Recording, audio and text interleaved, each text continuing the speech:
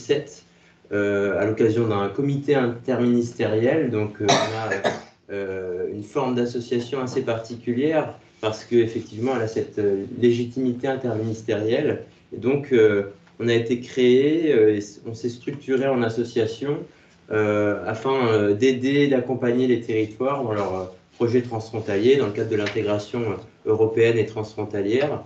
Nous sommes constitués donc en réseau et c'est le premier pilier de notre action, cette mise en réseau d'une centaine d'adhérents et également agir comme un centre de ressources sur toutes les informations, les projets transfrontaliers. Également, on a cette action particulière de lobbying pour inciter à la prise en compte des enjeux transfrontaliers sur différents niveaux, aussi bien le local, le national que l'européen. Et enfin, nous sommes une équipe technique, on est une dizaine à temps plein à la Motte, donc qui propose une ingénierie technique au service des territoires transfrontaliers afin de les accompagner dans leurs projets, leur volonté de gouvernance ou leur réflexion stratégique de comment coopérer avec le territoire voisin. Sur la slide suivante, vous verrez l'étendue de notre réseau. Donc, comme je disais, d'une centaine d'adhérents.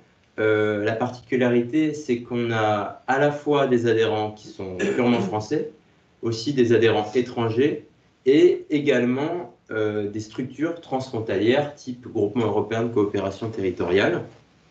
Au niveau national, on est soutenu par différentes institutions, les principales étant l'Agence nationale de la cohésion des territoires et la Banque des territoires, un groupe des caisses des dépôts. On est structuré aussi au sein d'un réseau, de plusieurs réseaux européens avec des structures sœurs, jumelles, cousines, partenaires. Un petit zoom sur notre réseau sur les Hauts-de-France, sur la slide suivante. Pour également vous mentionner que nous serons présents pour notre Assemblée Générale ici même à Dunkerque les 27 et 28 juin. Et donc voilà, comme je vous le disais, notre réseau qui à la fois, et on le voit très bien sur la frontière Hauts-de-France, a donc des structures françaises, des structures étrangères type la région wallonne et des structures transfrontalières comme par exemple l'Eurométropole, l'île Kortrijk-Tournai. Notre action, je dis souvent locale, nationale, européen, elle se retrouve dans notre approche de travail qui est multiniveau et finalement la coopération transfrontalière elle se joue véritablement sur ces trois niveaux. Au niveau européen, alors historiquement parce qu'il y a des sites pilotes de la construction européenne transfrontalière notamment autour des agglomérations transfrontalières, mais voilà, les politiques européennes doivent prendre en compte ces enjeux qui sont spécifiques et c'est aussi notre rôle de faire... Ah, on ne voit pas le diaporama. Oui, il n'est pas partagé.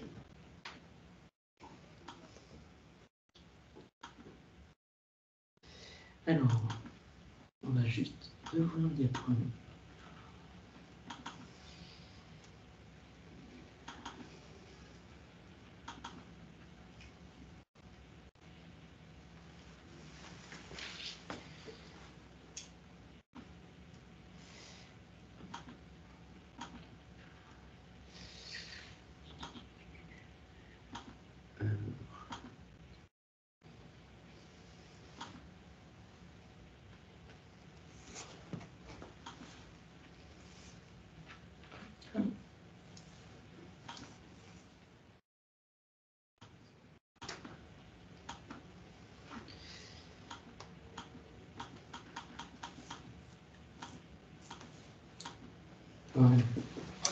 C'est bon à distance, du coup, vous voyez bien le diaporama? Pas de souci. Ouais, c'est bon. Ok, bon, merci pour le commentaire. Mais bon que ça arrive au début de la présentation qu'à la toute fin. Donc voilà, j'en étais au niveau européen et puis au niveau national. Donc, effectivement, on est sur des systèmes, deux voire plusieurs systèmes dans le cas de frontières trinationales ou triétatiques, des systèmes qui coexistent mais qui sont différents. Donc ces espaces qui sont situés en périphérie sont souvent mal appréhendés par les politiques nationales et l'action aussi de la coopération transfrontalière, c'est d'aider à cette prise en compte au niveau national parce que il y a une réalité locale, que ce soit au niveau des espaces naturels transfrontaliers ou des agglomérations transfrontalières, où il existe des flux, que ce soit de travailleurs ou pour aller se soigner, pour les loisirs également, les relations interpersonnelles. Et tout cela nécessite aussi des services publics communs, transfrontaliers, hôpital ou solutions de mobilité notamment.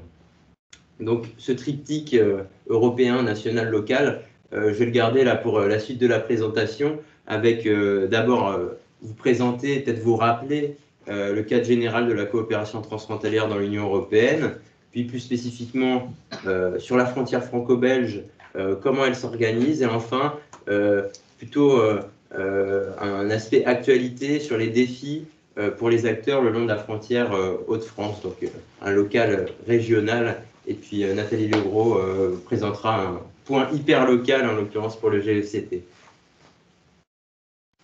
Donc, finalement, coopérer, pourquoi faire? C'est le départ de tout. Pour prendre en charge toutes les interdépendances transfrontalières qui existent, qui sont de différents types. Et à l'image notamment de ces différents territoires transfrontaliers.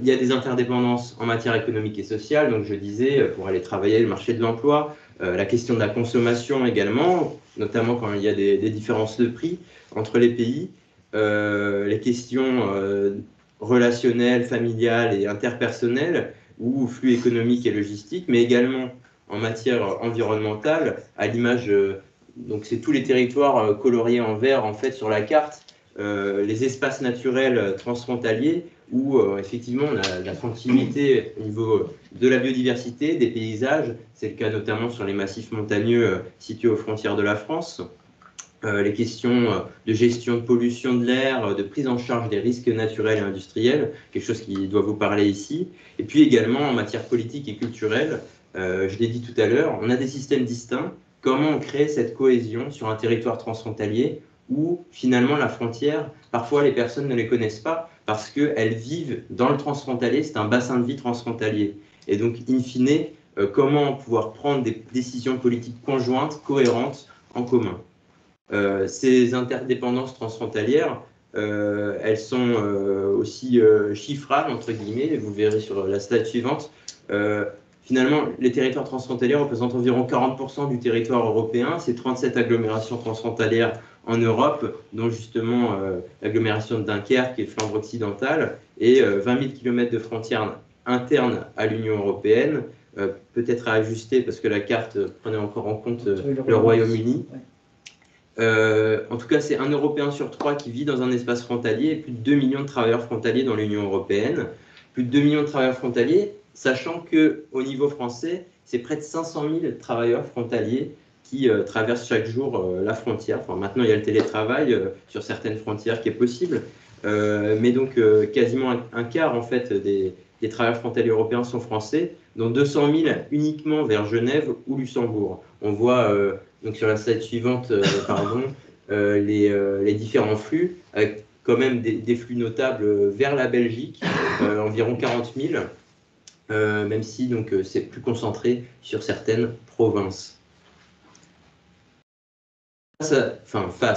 Prenant en compte plutôt ces interdépendances transfrontalières, l'Union européenne a développé différents outils pour justement coopérer en transfrontalier, donc notamment depuis les années 90, facteur vraiment différenciant sur ces dernières décennies, ça a été l'apport financier des programmes Interreg, qui sont de différents types, et je trouve ça peut-être important de vous rappeler Interreg A, B, C, à quoi ça correspond. Donc B, c'est le transnational, c'est la carte que vous voyez tout à droite, et justement, vous, donc sur le territoire, vous êtes concerné par 2 programmes transnationaux qui sont tout de même territoriaux, c'est-à-dire donc Europe du Nord-Ouest et également le programme Mer du Nord. Il y a également les programmes interrégionaux, donc type Interreg C, ça va être par exemple Urbact. Et donc, nous, ce qui nous intéresse, en l'occurrence, c'est les programmes Interreg transfrontaliers de type A, qui est d'ailleurs le programme Interreg qui a le plus de budget. sur la slide suivante, vous verrez un petit zoom sur les programmes européens de coopération Interreg aux frontières de la France. Vous voyez que la frontière franco-belge est couverte par 2 programmes. À l'est, l'Interreg Grande Région, qui concerne aussi donc l'Allemagne et le Luxembourg. Et donc, sur le territoire qui nous intéresse aujourd'hui, Interreg France, Wallonie, Flanderen. Autre outil à mentionner et qui est présent sur le territoire, c'est les groupements européens de coopération territoriale, donc les GECT, qui ont été rendus possibles grâce à un règlement du Parlement européen en 2006. Et à noter que le premier GECT européen qui a été créé, c'est l'Eurométropole Lille-Kortrijk-Tournai, donc votre voisine, créée en 2008. Nous, c'est pas une temps. Vous aurez l'occasion de le préciser. Au niveau du contexte, donc plus spécifiquement de la coopération transfrontalière franco-belge, on voit que le territoire est tout de même assez maillé en termes d'espace de gouvernance et de coopération. Ici, à l'échelle franco-Benelux, on voit tout de même qu'on a une plus forte densification en flamand néerlandais et oui, en belgeo-allemand, si je puis dire. On a 2 GECT donc, aux frontières franco-belges, donc 3, pardon, avec le parc naturel européen Scarpesco désormais, donc, qui est un territoire spécifique, plus à dimension rurale et moins type agglomération comme les 2 GECT West Flanderen, Flandre, Dunkerque, Côte d'Opale et puis l'Eurométropole Lille-Kortrijk-Tournai. À noter que depuis le Brexit, le système de coopération a légèrement changé. Aujourd'hui, on a des nouvelles dynamiques de coopération qui tentent de s'enclencher, notamment le comité du Détroit, donc, qui a mentionné avec notamment les SEX et le Kent. Obligatoirement, il faut parler du programme Interreg France-Wallonie-Flanderen.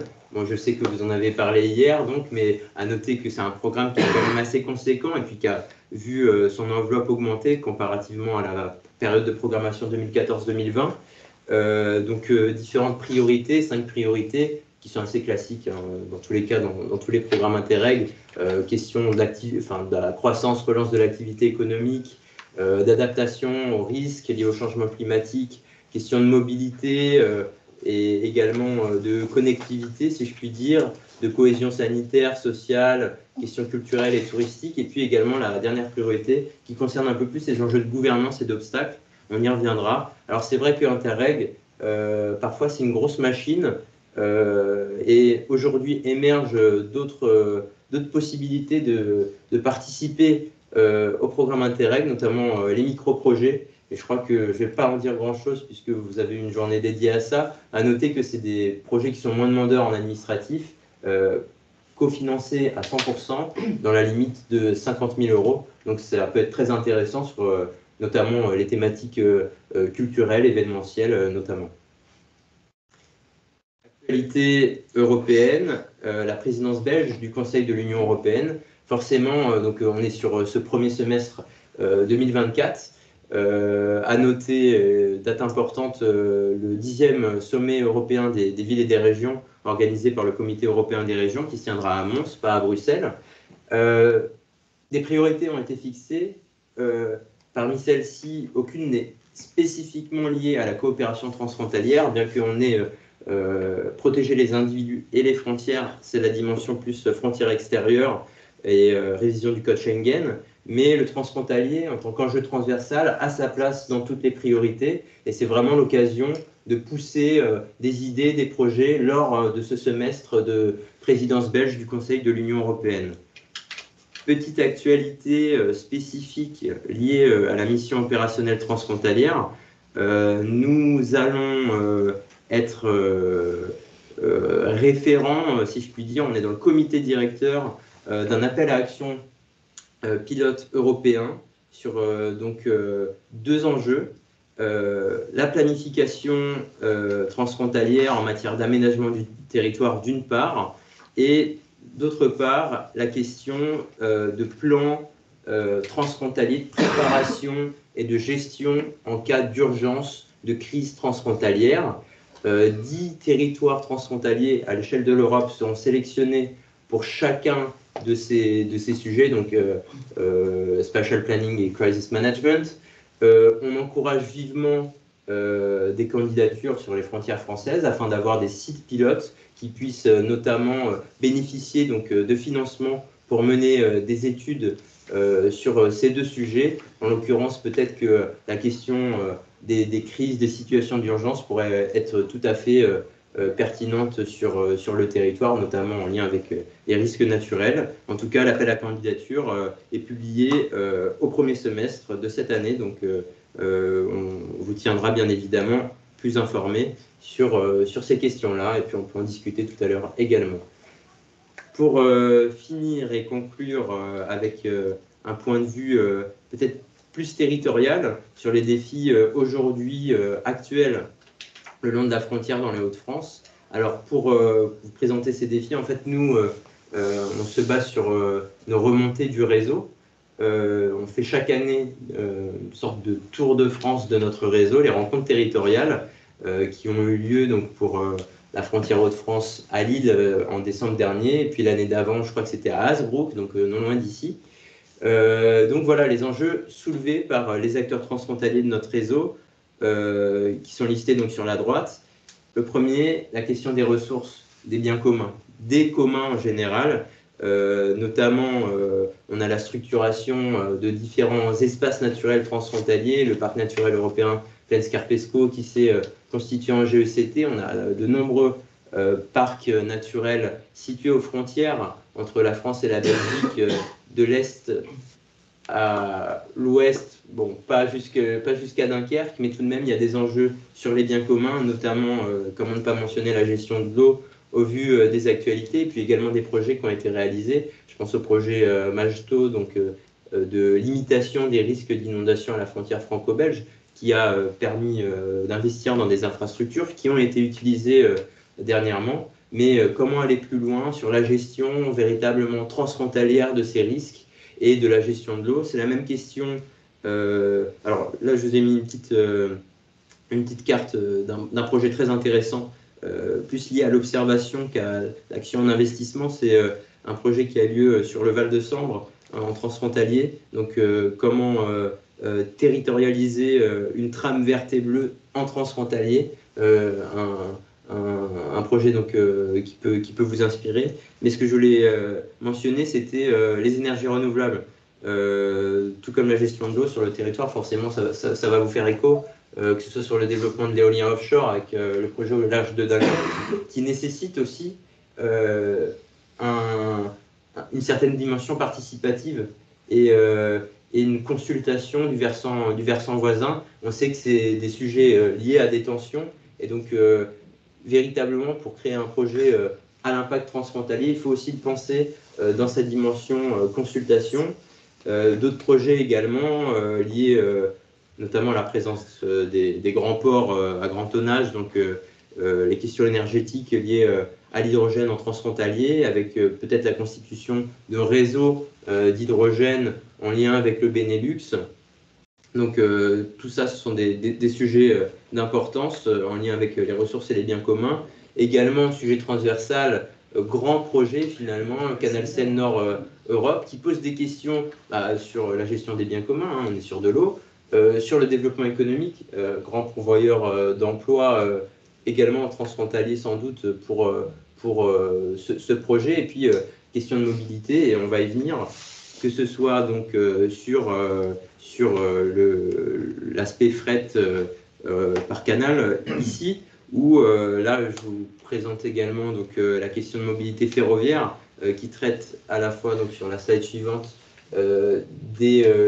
voilà, de la question du fret et du transport de marchandises, mais aussi des mobilités des personnes. Alors, différents points d'attention. On a des projets de lignes de bus express entre métropoles, des liaisons longue distance, qui peuvent arriver entre Paris-Bruxelles, en passant par Aulnoy-Emery notamment, puis la question des missing links, et puis donc là peut-être un zoom sur le missing link Dunkerque de Panne. Ça fait depuis 2018 qu'il est inscrit dans la liste des projets potentiellement les plus bénéfiques par la Commission européenne à l'échelle de toute l'Union européenne. Et donc c'est quand même un point d'importance pour penser d'éventuels développements au-delà de ce qui se fait déjà sur les questions de mobilité douce, questions d'interopérabilité. On a la gratuité des transports ici dans l'agglomération. Comment on pense billettique, tarification en transfrontalier et toutes ces questions-là voilà, ont attrait à être traitées dans les coopérations transfrontalières. Je passe sur les derniers sujets liés donc, à la question culture, service public. Ici, on est plus donc aspect service public avec la santé. La frontière franco-belge est pionnière en Europe et donc également à l'échelle des frontières françaises concernant les coopérations sanitaires, en l'occurrence interhospitalières, avec la présence d'accords interhospitaliers qui sont caractérisés par les zones organisées d'accès aux soins transfrontaliers, les ZOAST. Il existe la ZOAST littorale entre Dunkerque et Furnes, les deux centres hospitaliers. Nous, la MOT, on n'a pas tellement de visibilité sur comment se passe la coopération. Ce serait peut-être intéressant d'en discuter. En tout cas, ce qu'on identifie, c'est qu'il y a un défaut parfois d'information sur l'existence de ces OAST pour les professionnels comme pour la patientèle. D'ailleurs, le rapport d'étape du C0 de France sur les enjeux transfrontaliers de la santé en fait mention, et donc une lecture à conseiller pour les acteurs de la coopération transfrontalière. Autre sujet lié au service public, la question de l'accompagnement des démarches en transfrontalier. On a souvent des dynamiques qui émergent unilatéralement sur différents segments de la frontière. Aujourd'hui, il y a peut-être la volonté de créer un guichet unique transfrontalier franco-belge pour les démarches administratives en transfrontalière. Pourquoi pas en s'appuyant sur les dispositifs existants, côté français notamment, les maisons France Service. On sait qu'il y a un projet pilote porté par l'Eurométropole qui pourrait déboucher à une France-Belgique service labellisé, pourquoi pas sur un format itinérant. En tout cas, le département du Nord est notamment très actif dans cette dimension, cette réflexion d'amener les maisons France Service en transfrontalier. Et justement, en parlant de l'Eurométropole, les questions culturelles et de participation, comment, j'en parlais tout à l'heure lié aux questions d'énergie renouvelable, comment faire émerger une participation citoyenne transfrontalière et puis une identité commune qui semble nécessaire pour renforcer la gouvernance en transfrontalier, parce qu'il n'y a pas que les décideurs, c'est également aux habitants, citoyens de s'emparer des sujets, mais c'est pas sans difficulté. Hein. Je pense sur la slide suivante, j'en ai listé quelques-unes d'ordre linguistique, culturel, potentiellement politique, un peu touchy, et puis toujours peut-être la même population qui est amenée à participer. On sait que sur le GECT, on a eu quelques expériences de démocratie participative en transfrontalier. À noter que la MOT, avec la Maison de l'Europe, le GECT, on compte organiser un débat citoyen à l'occasion des élections européennes. Donc à mentionner, et vous serez également tenu informé. Dernier enjeu, et j'ai fini, la question de la gouvernance. La MOT, on mène une expérimentation qu'on a nommée bassin de vie, histoire de pouvoir représenter finalement, au vu des interactions fonctionnelles, donc c'est des travails de données, ça nécessite de l'observation, données qui ne sont pas forcément équivalentes en transfrontalier, c'est tout un sujet également de coopération, mais pour comparer finalement les structures de gouvernance et quel est véritablement le bassin de vie transfrontalier que les personnes pratiquent. Ici, c'était lié notamment donc, à l'emploi et puis à la consommation. Et donc, finalement, comment adapter aussi peut-être les décisions faites dans un cadre de gouvernance à des réalités territoriales qui sont véritablement pardon, les bassins de vie transfrontaliers. Pour faire cela, on se heurte malheureusement à des obstacles, et c'est le dernier point que je mentionnais, parce que au niveau de la frontière franco-belge, bien qu'il y ait beaucoup d'obstacles recensés, au moins il y a un travail qui est fait pour les recenser, c'est notable.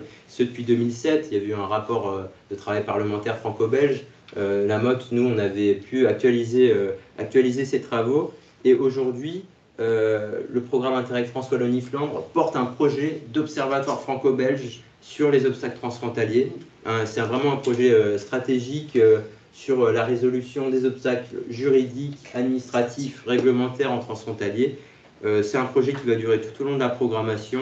Les 3 régions sont partenaires, enfin Sgard côté français, région flamande, région wallonne, et donc un budget de 5 millions d'euros, je l'ai mis sur la slide suivante. Donc vraiment à noter cette volonté des programmes de s'emparer des questions d'obstacles transfrontaliers qui justement sont des gènes à la coopération. Voilà, j'espère pas avoir trop dépassé et je vous remercie pour votre attention. Parfait, alors on va enchaîner directement avec l'intervention de Nathalie sur le GECT. Merci. Donc bonjour à tous et à toutes, Nathalie Leroux, donc je dirige le groupement européen de coopération territoriale Dunkerque, Côte d'Opale, province de Flandre occidentale. Donc on est vraiment dans le transfrontalier et on le vit tous les jours dans ce dispositif. Alors on nous avait donné une consigne transfrontalier comme dimension incontournable du territoire sur les acteurs locaux, les grandes institutions plus petites.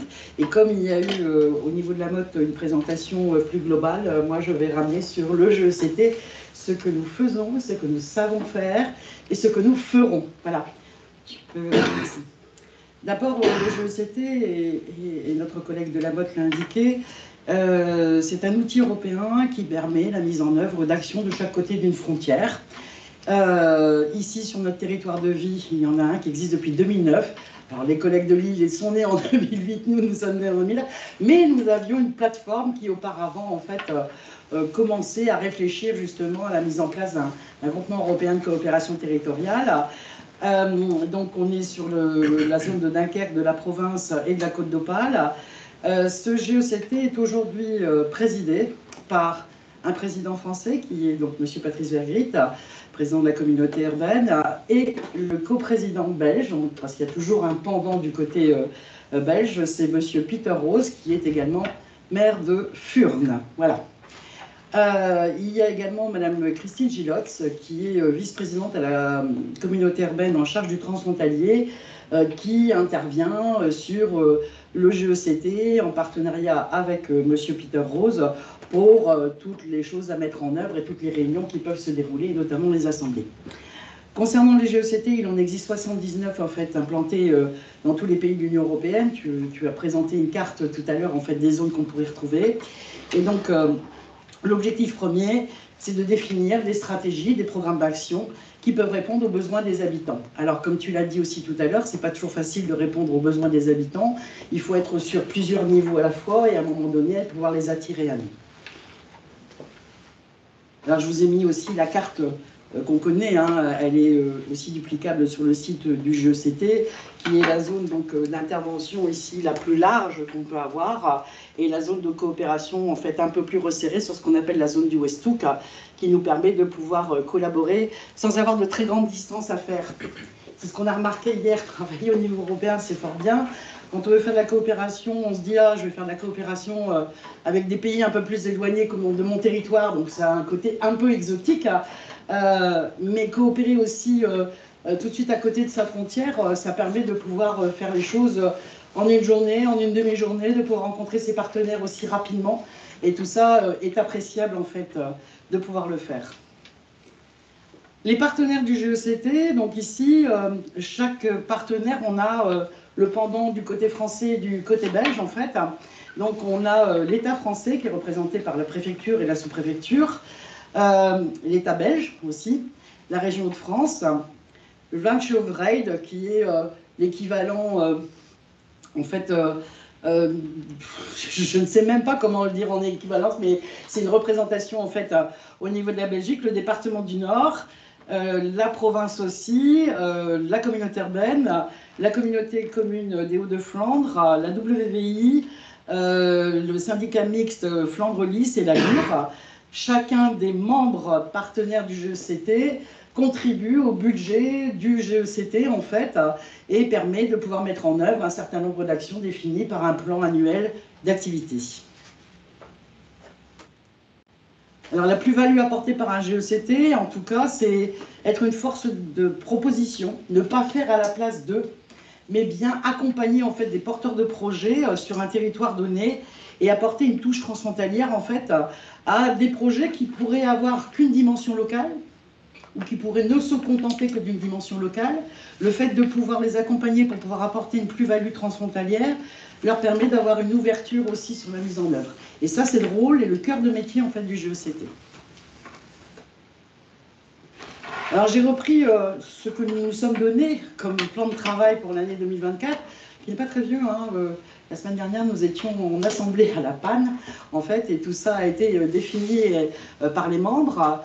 Alors d'abord, c'est le GECT comme une structure qui facilite la mise en relation des partenaires pour réaliser ensemble des actions à vocation transfrontalière. Je vous ai mis 2 illustrations de ce que ça peut permettre de faire. L'année dernière, tous les ans, il y a la journée européenne des langues. Voilà. Alors là, c'est ma casquette Maison de l'Europe. Voilà. Et qu'est-ce qu'on fait sur ce prétexte, en fait, hein, de journée européenne des langues? Eh bien, nous, on l'a transformé, en fait, au niveau du GECT, en donner la possibilité de pouvoir mettre en place des démonstrations de bonnes pratiques, et notamment des démonstrations de bonnes pratiques de notre territoire, ici, au Dunkerquois, plus qu'un cycle éducation nationale a été mis en œuvre pour l'apprentissage bilingue du néerlandais à partir de l'école maternelle et qui s'est poursuivi en école élémentaire. Donc on s'est dit on va utiliser ce prétexte de journée européenne des langues pour faire venir des partenaires belges, pour aussi inviter et convier des partenaires français et mettre en exergue justement la bonne pratique qui est mise en œuvre ici et qui, au bout du bout, doit pouvoir servir à mettre en œuvre la même chose aussi du côté belge pour l'apprentissage du français, qui nous permettra peut-être en 2024 ou en 2025 de pouvoir se positionner sur des projets plus larges en fait. Autre exemple concernant ce champ en fait d'intervention du GECT, au mois de janvier, donc le 16 janvier dernier, on a eu la possibilité de pouvoir recevoir l'ambassadeur de Belgique en France, avec justement le fait que la Belgique est la présidence du Conseil de l'Union. Et on a profité pour recevoir aussi l'ambassadrice de la Commission européenne ici en France, pour qu'ils se rendent compte justement de l'impact que peut avoir l'Union européenne sur un territoire comme le nôtre, que ce soit sur des actions à mettre en œuvre, mais c'est aussi sur le financement européen accordé. Donc ils ont pu constater ce jour-là justement de ce qui était fait, des discussions qui ont pu avoir lieu. Nous étions ici dans cette salle le matin pour des présentations justement sur la décarbonation de notre territoire, hein, qui a bénéficié de nombreux financements européens, mais aussi de pouvoir voir aussi des ouvrages d'art qui ont été mis en place aussi sur le territoire. Alors on l'a fait à Dunkerque, on aurait pu le faire à Furnes aussi, mais là c'était pour des questions de possibilités de mobilité, et voir des ouvrages d'art qui ont un impact aussi sur les politiques de l'Union européenne et sur les politiques locales. Voilà. Le GECT aussi comme un lieu de débat et de discussion, c'est important. On l'a rappelé tout à l'heure, le collègue de Lamotte l'a dit, c'est aussi la possibilité de pouvoir confronter nos points de vue parce que culturellement, on a des façons de penser différentes. On est français, on a une façon de penser, on a notre histoire, notre culture. Et du côté belge, flamand notamment, c'est aussi la même chose. Donc comment on confronte aussi nos points de vue? Et ce qui peut être important pour nous n'est pas forcément important pour notre collègue, ou pour nos collègues aussi du côté belge. Donc comment on arrive à concilier tout ça?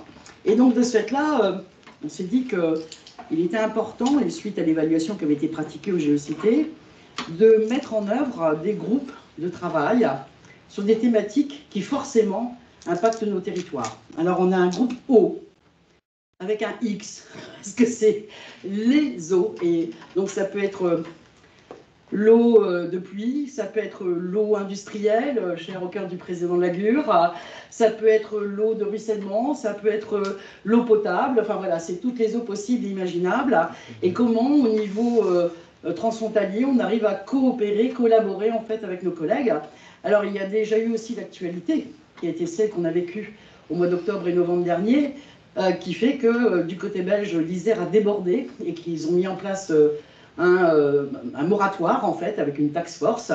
Et comment nous, du côté français, même si nous, on a été relativement, en fait, pas impactés par les inondations parce qu'on avait mis en place les pompes à Furnes et à Dunkerque au niveau du programme Magetto, comment on fait pour partager les choses et pour aller plus loin, en fait. Donc on a un groupe haut. Aujourd'hui, il y a un co-animateur du côté français, et j'ai pas de mal à le dire puisqu'il est ici, et ingénieur, et il travaille à la Gure, c'est Xavier Chelskowski, en fait. Et donc on va avoir un correspondant aussi néerlandophone, en fait, et flamand, et qui va pouvoir travailler là-dessus, et ils ont une feuille de route, en fait, qui leur a été aussi également donnée la semaine dernière. Voilà, vous voyez, tout ça, c'est tout frais. On a aussi un groupe transport et mobilité, parce que le collègue aussi de la Motte nous l'a dit, la continuité des transports doit être prise en compte, et sur notre territoire d'autant plus, qu'on a les bus, le transport en commun qui traverse la frontière depuis un certain nombre d'années, qu'on peut aller se garer aussi à côté du tram et puis remonter jusque la frontière avec les Pays-Bas. Enfin voilà. Donc on a aussi cette tradition-là et comment on va plus loin.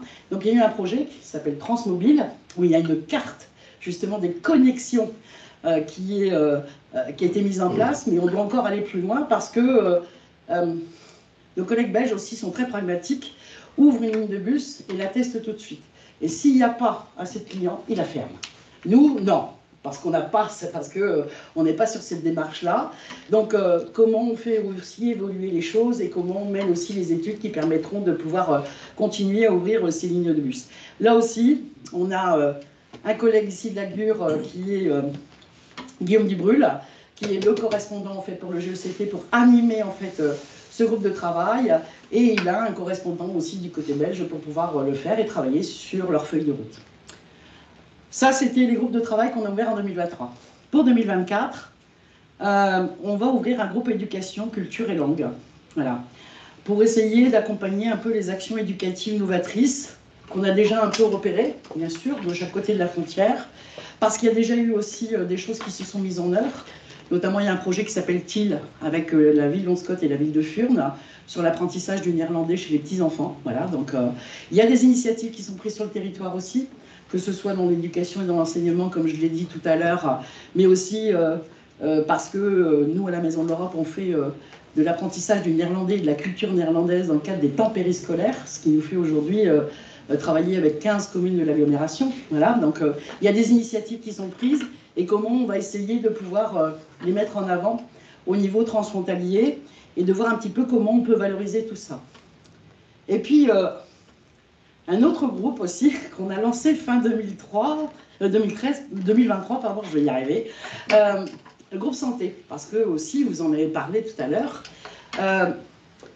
c'est vrai qu'on est sur une ZOAST ici, alors une zone de coopération transfrontalière pour les patients, qui leur permet de pouvoir aller se faire soigner du côté belge sans autre formalité, et aux patients belges de pouvoir venir se faire soigner aussi ici, mais ça ne suffit pas. Voilà. Et donc l'année dernière, on a pris l'initiative de rencontrer l'hôpital ici de Dunkerque et de leur demander si ils seraient intéressés pour rencontrer leurs homologues du côté Ypres et Furnes. Ils ont dit ah super, oui, parce que on les a déjà vus, mais ça fait très longtemps qu'on ne s'est pas revus, puis les équipes ont changé, donc ce serait bien. Donc du coup, on les a fait venir au mois de décembre. Alors ce qui était rigolo à cette occasion, c'est que l'hôpital du côté français, c'est l'hôpital public. C'est l'hôpital public, voilà, des services, etc. Du côté belge, c'est privé. Du côté français, on parle de patient. Du côté belge, on parle de client. Du côté français, on parle de moyens. Du côté belge, on parle de chiffre d'affaires. Voilà, vous voyez déjà les différences qui ont pu être remarquées à cette occasion. Et donc, il y a eu des échanges, bien entendu. Les hôpitaux vont se revoir, là, courant le mois de mars, et on définit 3 axes sur lesquels ils voulaient travailler. Premier axe, c'est la gestion des lits, entre guillemets. C'est-à-dire qu'à partir du moment où il manque des places pour pouvoir mettre les malades dans certaines spécialisées, plutôt que de se rabattre sur les régions, en fait, Lille et Amiens, ce qui nous concerne, et puis Bruxelles, qu'on prenne le réflexe d'appeler le voisin pour savoir si on ne peut pas mettre un patient juste à côté. Et ce qui permet aussi de pouvoir accompagner le malade et que sa famille n'ait pas trop de difficultés à pouvoir lui rendre visite. C'est plus simple peut-être d'aller à Furnes pour rendre visite à un de ces malades plutôt que d'aller jusque Lille ou d'aller jusque Amiens pour pouvoir le faire. Voilà. Donc ça, c'est un des axes qu'ils se sont donnés ensemble. Dunkerque, Ypres et Furnes. Deuxième axe, c'est la formation. Eux aussi constatent que beaucoup de leurs étudiants partent à Bruxelles, dans d'autres universités, comme nous le constatons aussi de notre côté. Les étudiants qui veulent commencer médecine, c'est pas ici. C'est pas chez eux, c'est pas chez nous, c'est dans les capitales régionales ou voire ailleurs qu'ils peuvent se former. Et une fois qu'ils ont quitté notre territoire, ils ne reviennent plus parce que leur vie se fait ailleurs. Donc comment on essaye à un moment donné de pouvoir les retenir, parce qu'on a quand même 9000 habitants ici qui n'ont pas de médecin traitant, ici, sur le territoire. Et le constat est fait de la même façon du côté belge aussi. Et donc là aussi, c'est une initiative qui a été prise de pouvoir mettre en place à partir de septembre 2024, on est sur les rangs en tout cas, une première année en médecine qui serait faite ici. Et on invite nos collègues belges, bien entendu, à ce que les étudiants qui d'habitude vont dans d'autres universités en Belgique puissent la faire ici, et ce qui permettrait de pouvoir retenir ici des étudiants et forcément à un moment donné, quand ils ont terminé 2 études, de pouvoir les accueillir et de faire en sorte qu'ils s'installent ici. Voilà. Donc ça, c'est le deuxième axe. Et le troisième axe qui est donné aussi les hôpitaux, c'est la question de l'apprentissage de la langue. Spreek je Nederlands? Il n'y en a pas beaucoup du côté français. Comme il y a aussi... la langue française est plus apprise de l'autre côté par rapport à l'âge des personnes, mais à partir du moment où on commence dans du langage technique, c'est compliqué. Voilà. Donc, ils souhaiteraient se mettre aussi en place et qu'on puisse les accompagner dans la mise en place d'un grand plan d'apprentissage en fait, des langues de chaque côté de la frontière. Voilà pour santé et transfrontalier. GECT qui accompagne les porteurs de projets transfrontaliers et qui se donne un nouveau nom. J'ai l'habitude de dire que quand je dis groupement européen de coopération territoriale, la moitié des gens sont déjà partis avant que j'ai terminé la phrase. Parce que GECT, c'est le statut, mais ça ne dit pas ce qu'on fait. Voilà. Donc on est aussi sur une nouvelle communication à mettre en œuvre au niveau du GECT. Donc on a sélectionné 2 agences de communication, une française et une belge, et ils vont devoir travailler ensemble. Là aussi, on fait de la coopération transfrontalière de ce côté-là. Et on va essayer de se trouver un nom un peu plus, correspond à ce qu'on sait faire et notre cœur de métier. Et puis, mettre en place un label. Un label, en fait, qu'on pourra attribuer à toutes les manifestations possibles et imaginables et tout porteur de projet qui feront du transfrontalier. Voilà. Alors, ça leur apportera pas forcément de l'argent parce que nous n'en avons pas. Et puis parce qu'on a un statut de syndicat mixte qui fait qu'on ne peut pas distribuer comme ça de toute façon.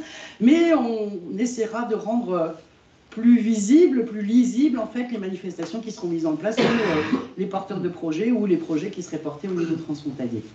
Alors on a aussi une particularité cette année, c'est que nous sommes dans le 15e anniversaire en fait du GECT Dunkerque, Côte d'Opale, province de Flandre occidentale. Et qu'on a déjà remarqué une manifestation qui pourrait être intéressante et que l'on va labelliser manifestation remarquable pour le 15e anniversaire du GECT. C'est une activité qui va être menée, manifestation qui va être menée par la ville de Bredune et la ville de La Panne, qui se sont rendus ensemble pour faire une manifestation autour des géants. Voilà. Donc, avec une déambulation, avec un pique-nique, avec des populations, enfin voilà. Donc, on trouve que cette manifestation est remarquable, mais à laquelle on pourrait raccrocher aussi un certain nombre de choses. Je pense toujours au championnat du monde de décortiquage de crevettes à Lefrancouc, où il y a aujourd'hui une phase qui se fait du côté belge. Donc voilà, c'est déjà aussi ça, une manifestation remarquable au niveau transfrontalier. Et puis, on avait parlé tout à l'heure. Guichet France Service, voilà. Alors j'ai participé aux réunions aussi de préparation avec le département du Nord sur les services publics, justement sur le transfrontalier, comment on peut essayer d'activer les choses, ce sur quoi on peut se baser aussi.